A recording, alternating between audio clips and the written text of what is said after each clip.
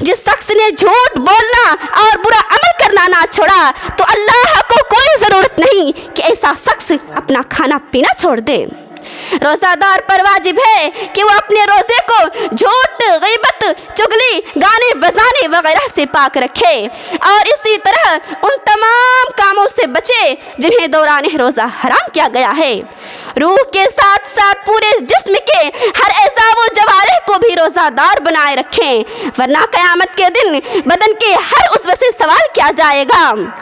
जैसा कि अल्लाह रब्बुल आलमीन ने इरशाद फरमाया, अलैकुम व रहमतुल्लाहि व बरकातुहू।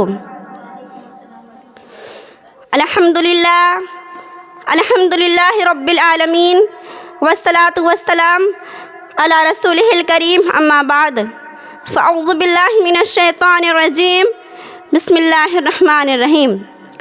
या अय्युहल्लज़ीना आमनू कुतिबा अलैकुमुस सियामु कमा कुतिबा अलल्लज़ीना मिन क़ब्लिकुम लअल्लकुम तत्तक़ून।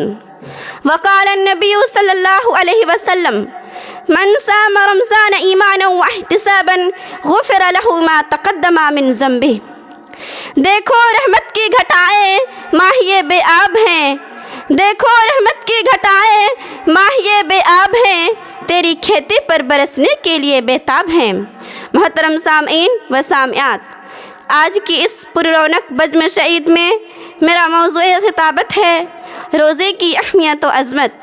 हज़रात गिरामी, रोज़ा इस्लाम के उन अरकान खमसह में से एक अहम रुकन है जिस पर इस्लाम की इमारत कायम है और कमो कैफ के इख्तिलाफ के साथ इसकी फ़र्ज़ियत तमाम उम्मतों पर हुई। जैसा कि अल्लाह रब्बुल आलमीन ने इस आयत करीमा में रोज़े की फ़र्ज़ियत के साथ इसकी गर्ज़-ओ-ग़ायत भी बयान फरमा दी हैं, और वो ये है, या अय्युहल्लज़ीना आमनू कुतिबा अलैकुमुस सियामु कमा कुतिबा अलल्लज़ीना मिन क़ब्लिकुम लअल्लकुम तत्तक़ून। ए ईमान वालो, रोज़े तुम्हारे ऊपर ऐसे ही फ़र्ज़ किए गए हैं जैसे तुमसे पहले की उम्मतों पर फ़र्ज़ किए गए थे, ताकि तुम तक़वा शियार बन जाओ। अल्लाह रब्बुल आलमीन ने इस आयत करीमा में रोज़े की फ़र्ज़ियत के साथ इसकी गर्ज़-ओ-ग़ायत भी बयान फरमा दी हैं, और वो ये है कि तुम्हारे अंदर तहारत, पाकीज़गी और तक़वा शियारी पैदा हो जाए। और तक़वा शियारी का एक अहम लाज़िमा ये भी है कि आदमी मखलूक़ात का दर्द आशना हो जाए। रोज़े की फ़र्ज़ियत का मकसद ये भी है कि नाज़ो निअम में पलने वाले गरीबों मुफलिसों की तकलीफ़ों से न आशना मालदार इस बात से वाकिफ़ हो जाए कि उस गरीब की कैफियत क्या होती है जब गुर्बत के बाइस उसके घर चूल्हा नहीं जलता, तो वो और उसके मासूम बच्चे किन कठिन तकलीफ़ों से दो चार होते हैं। बिना बरी इस्लाम एक महीना तक मुतवातिर भूख व प्यास की सख्तियों को बर्दाश्त करने का हुक्म देकर मुसलमानों के अंदर बाहमी हमदर्दी, गमखारी और सब्र और रज़ा के जज्बात पैदा करना चाहता है। सियाम रमज़ान के बारे में रसूल अकरम सल्लल्लाहु अलैहि वसल्लम ने इरशाद फरमाया, मन साम रमज़ान ईमानन व इहतिसाबन गुफ़िर लहु मा तक़द्दमा मिन ज़ंबिही। जो शख्स नेक नियति और तलब सवाब के लिए रमज़ानुल मुबारक के रोज़े रखेगा उसके पिछले गुनाह बख्श दिए जाएंगे। रोज़ा गुनाहों से बचने के लिए ढाल है। जिस तरह आदमी अपने दुश्मन के वार से बचने के लिए ढाल का सहारा लेता है, इसी तरह रोज़ा भी गुनाहों से बचने के लिए ढाल का काम देता है। रसूल अकरम सल्लल्लाहु अलैहि वसल्लम ने फरमाया, अस्सियामु जुन्ना, यानी रोज़ा ढाल है। इंसान का सबसे बड़ा दुश्मन गुनाह है और गुनाहों से बचने का सबसे बड़ा जरिया ढाल रोज़ा है। उसे का बदला खुद परवरदिगार देगा। हज़रात सामीन व सामियात, तमाम आमाले हुस्ना में सिर्फ रोज़े को ये फजीलत हासिल है कि परवरदिगार आलम का दस्ते करम खुद इसका बदला देने के लिए दराज होगा। चुनांचे हदीस कुदसी में है, अन अबी हुरैरा रज़ियल्लाहु तआला अन्हु क़ाल क़ाल रसूलुल्लाह सल्लल्लाहु अलैहि वसल्लम, कुल्लु अमल इब्न आदम लहु इल्ला सियाम फ़इन्नहु ली व अना अज़ीज़ी बिही। हज़रत अबू हुरैरा रज़ियल्लाहु तआला अन्हु से रिवायत है کہ رسول پاک صلی اللہ علیہ وسلم نے فرمایا کہ اللہ فرماتا ہے انسان کا ہر عمل اس کے لیے ہے مگر روزہ بے شک وہ میرے لیے ہے اور میں ہی اس کا بدلہ دوں گا، اور یہ اس لیے کہ وہ روزہ دار آدمی کھانا پینا اور اپنی خواہشات نفسانی صرف میرے لیے چھوڑتا ہے۔ مطلب یہ ہے کہ اسے ہر طرح کے لذیذ کھانے پکوان پھل فروٹ فراہم ہوتے ہیں اور ان سے لطف اندوز ہونے کے تمام تر مواقع بھی میسر ہوتے ہیں۔ گھر کے اندر کوئی نہیں ہے، بالکل خلوت نشین ہے، کچھ کھا لیں کچھ پی لیں، کوئی نہیں دیکھ رہا، لیکن ہاں اس کے دل میں تقویٰ ہے، خشیت الہی ہے، خوف خدا ہے۔ اور کوئی دیکھے نہ دیکھے پر خدا تو دیکھتا ہوگا کا جذبہ موجے جن ہے، پس وہ نہ لذیذ کھان کے قریب جاتا ہے اور نہ ہی اپنی خواہشات نفسانی پوری کرنے کا تصور کرتا ہے، بلکہ طاعت خدا بندی میں بھوک و پیاس کی سختیوں کو برداشت کرتا ہے۔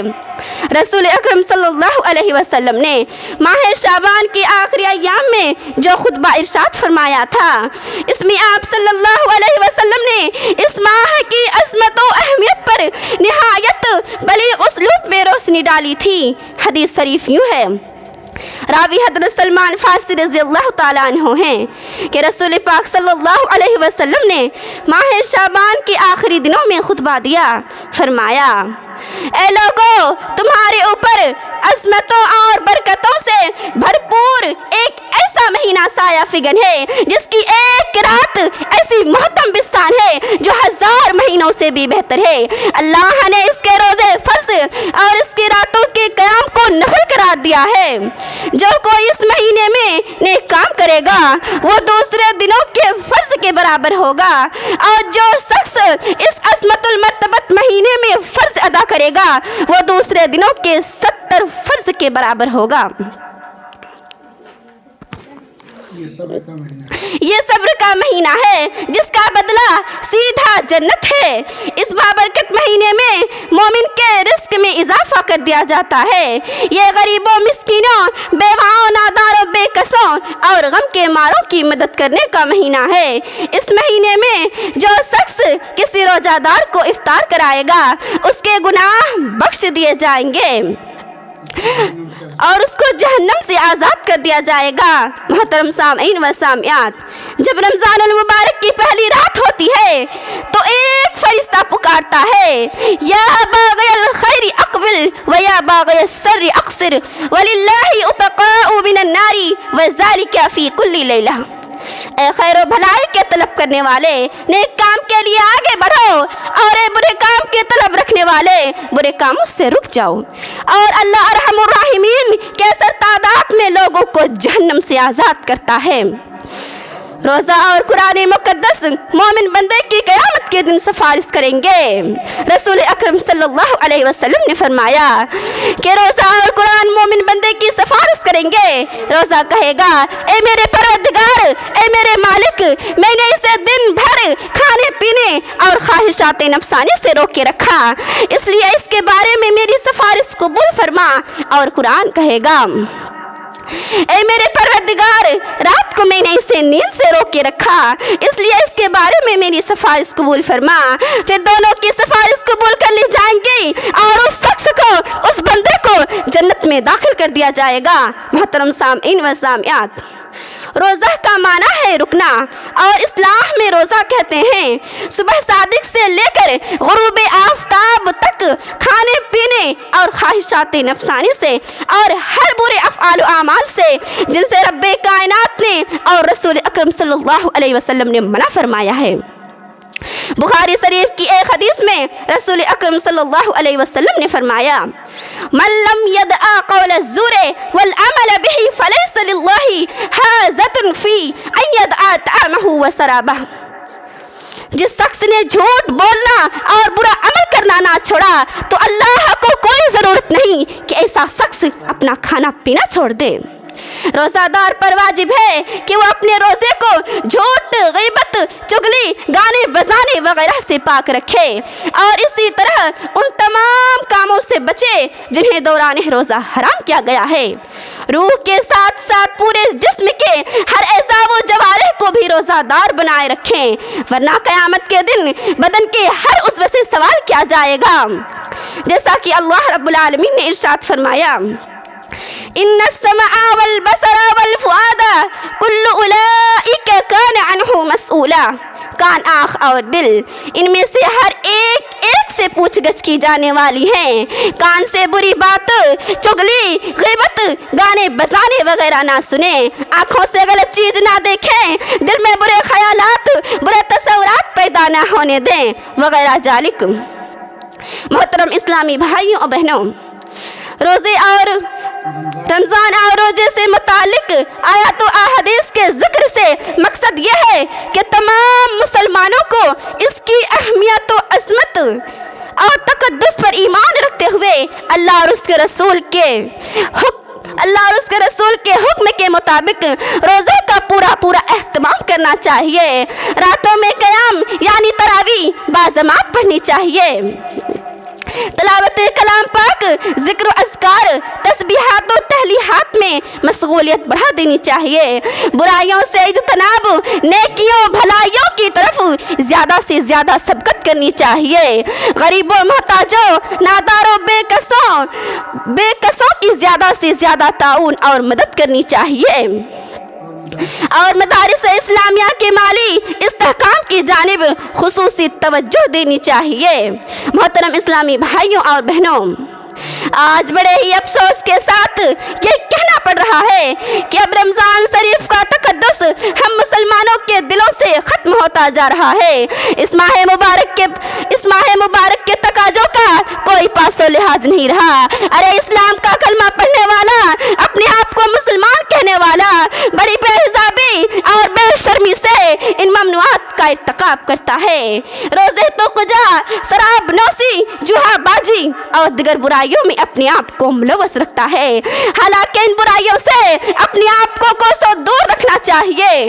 محترم اسلامی بھائیوں بہنوں، یوں تو رمضان المبارک یہ بابرکت مہینہ صبح قیامت تک ہر سال بار آتا رہے گا، لیکن یہ ضروری نہیں کہ اس کو پانے کے لیے ہم ہی باقی رہیں۔